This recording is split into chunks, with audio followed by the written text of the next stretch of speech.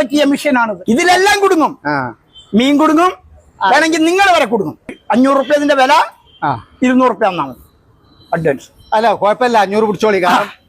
പിന്നെ തരണ്ടല്ലോ. ഇതാണ് മനുഷ്യന്റെ വിശ്വാസം. ഇങ്ങനെ വിശ്വസിക്കണം മനുഷ്യന്മാര്.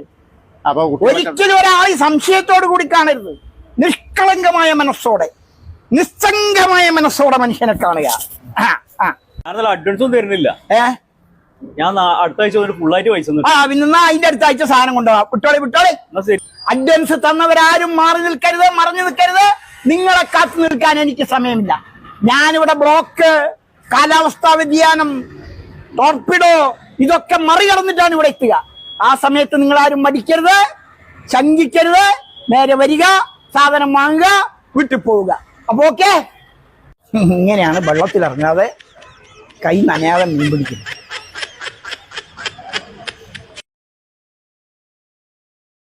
എന്നാലേ വരി, നമുക്കാണ് പോയി നോക്കാം. ആയിക്കോട്ടെ.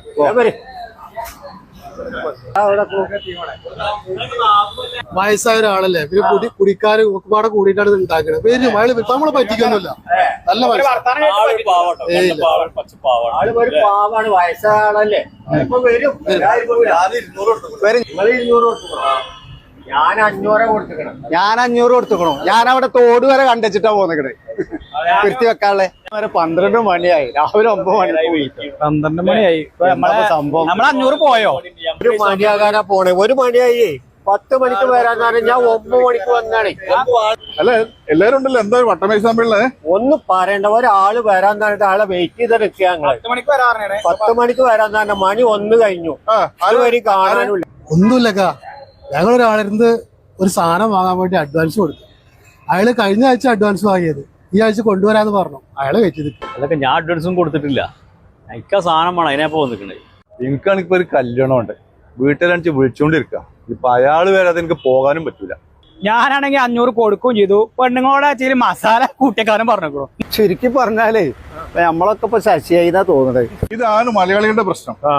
മുച്ചിട്ട്, ആനമയിൽ ഒട്ടകം മുതൽ ആട്, തേക്ക്, മാഞ്ചിയം, ജ്വല്ലറി ഷെയർ തട്ടിപ്പ്, പണമിരട്ടിപ്പ്, ഇൻവെസ്റ്റ്മെന്റ് തുടങ്ങി ന്യൂജൻ മണി ചെയിൻ തട്ടിപ്പിൽ വരെ ചെന്ന് തലവെച്ചു കൊടുക്കുന്നവരാണ് നമ്മൾ മല്ലൂസ് എന്നറിയപ്പെടുന്ന മലയാളികൾ.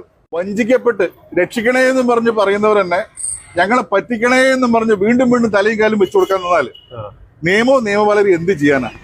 സാക്ഷാൽ ദൈവം തമ്പുരാൻ വിചാരിച്ചാൽ പോലും നോ രക്ഷ. സത്യത്തില് അയാളുടെ കുരുത്തിപ്പെട്ടത് മീനുകളല്ല, നിങ്ങളെ പോലെയുള്ള വിവരവും വിദ്യാഭ്യാസമുള്ള ചെറുപ്പക്കാരാണ്, ആളുകളാണ്. ഈ പറ്റിക്കപ്പെടൽ തുറന്നുകൊണ്ടേയിരിക്കും. ഇതിലെല്ലാം കുടുങ്ങും.